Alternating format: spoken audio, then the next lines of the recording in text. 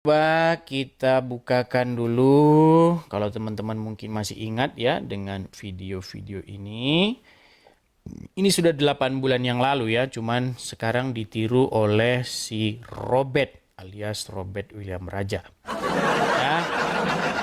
Oke, coba kita putarkan ya. Uang donasi sudah disikat edis tipu Bahas nih sebentar. Pilatus Rp 776 juta 538.527,30 rupiah. Ya. Jadi si Edis sudah mengambil uang ini 2 hari inilah sejak kubongkar rumah apologetnya itu tidak ada. Ternyata mungkin ini pengambilan kedua ya setahun ini. Ternyata kawan berapa kali dia mengambil uang itu disikatnya. Cuma yang terlacak aku yang terakhir ini ya. Jumlahnya 700 sekian ya. Tunggu. Mana tadi? Sabar ya. Aku sama Syedis. Aku bilang begini.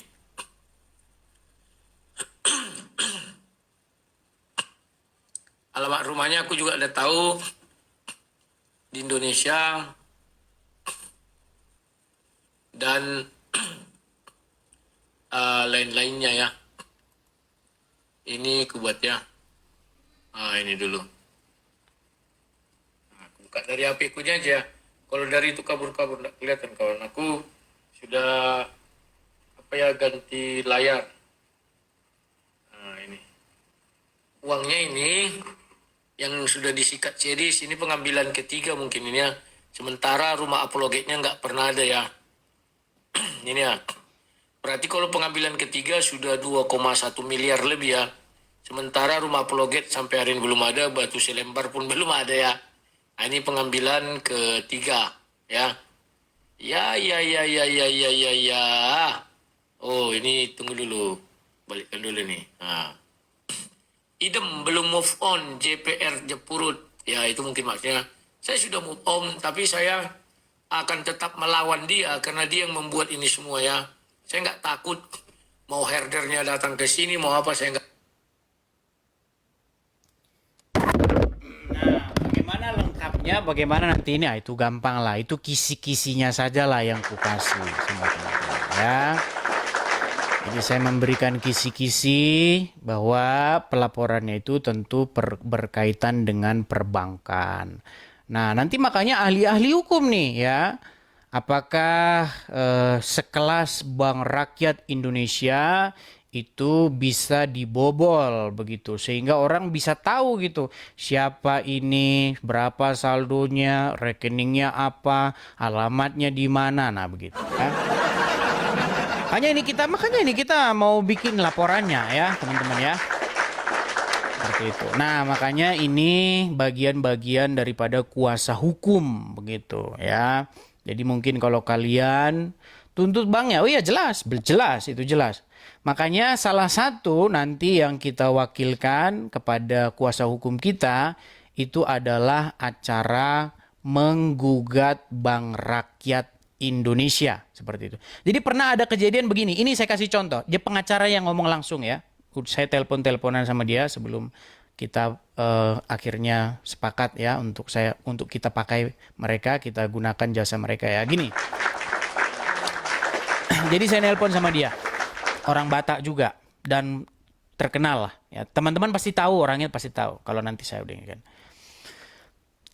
Itu sama dengan kasusnya Denny Siregar gitu. Oh ya? Ya, nah saya pelajari lah kasusnya Denny Siregar. Nah, jadi Denny Siregar itu karena dia sering mengkritik ya para kadrun-kadrun begitulah ya. Nah, akhirnya data daripada Denny Siregar itu bisa diketahui begitu. Bisa diketahui. Kalau teman-teman cek ya, itu bisa diketahui. Nah, ternyata data Denny Siregar ini didapati dari operator seluler. Nah, selidik punya selidik, ternyata memang ada orang dalam. Dan kemungkinan besar itu adalah orang dalam yang sudah tertular virus kadrun. Apa mau kita baca dulu ya kasusnya? Oke, mungkin kita perlu baca kasusnya. Sebentar ya, kasus pembobolan data Denny Siregar ya. Nah, ini hari ini kita ngobrolnya bukan ngobrol agama dulu ya, teman-temannya. Khusus malam ini aja kok. Besok kita sudah normal kembali ya. Nah, coba nih ya. Kita bacakan dulu ini tentang kasus bocornya data Denny Siregar. Zaman sudah internet, kita bisa kita cek semua dari internet. Saya balik dulu kamera saya. Ya, saya bacakan saja ya, saya bacakan. Kasus bocornya data pribadi pegiat media sosial Denny Siregar terjadi pada pertengahan tahun 2020 setelah akun media sosial membocorkan informasi pelanggannya seperti NIK, KK, alamat ya. Pelaku diketahui merupakan seorang karyawan outsourcing Telkomsel. Nah itu, berarti ada orang dalam. Orang dalam. Ya. Telkomsel yang mengambil data tersebut secara ilegal dan menyebarkannya ke publik karena motif dendam pribadi. Itu. Ya, kronologi duduk perkara ya, awal mula.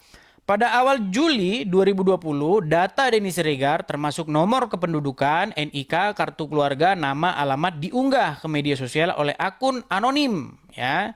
Laporan polisi akibat kebocoran tersebut, Denny melaporkan kejadian ini ke Polda Metro Jaya karena merasa dirinya dan keluarganya mendapat teror dari orang yang tidak dikenal. Denny juga menuntut pertanggungjawaban dari pihak operator.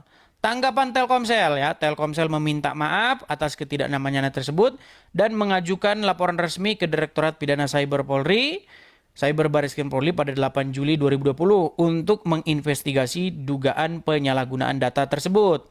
Nah, identitas pelaku ya, penangkapan dan hukuman pelaku nih. Baris-Krim Polri berhasil menangkap pelaku yang berinisial FPH 27 di gerai Grapari Telkomsel di Rungkut, Surabaya.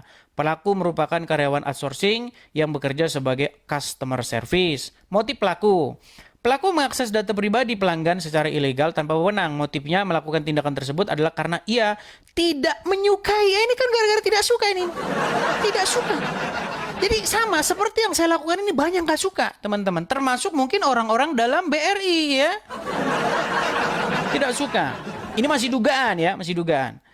Tidak menyukai Denny Siregar yang pernah dibully oleh akun-akun media sosial yang mendukung. Nah, jadi cuma gara-gara dibully sama yang mendukung. Gitu loh. Jadi cuma perang netizen. Perang netizen lari ke data pribadi. Kan ini nggak fair. Kalau perang netizen, materinya aja yang dikupas. Kenapa harus ke data pribadi? Begitu ya. Terus kita teruskan. Perkembangan lanjutan ya. Gugatan Denny Siregar. Setelah memproses tindak pidana pelaku pembocor data, Denny Siregar juga sempat melayangkan gugatan perdata terhadap PT Telkomsel ke Pengadilan Negeri Jakarta Selatan terkait perbuatan melakukan tersebut karena kebocoran datanya dan seterusnya. Coba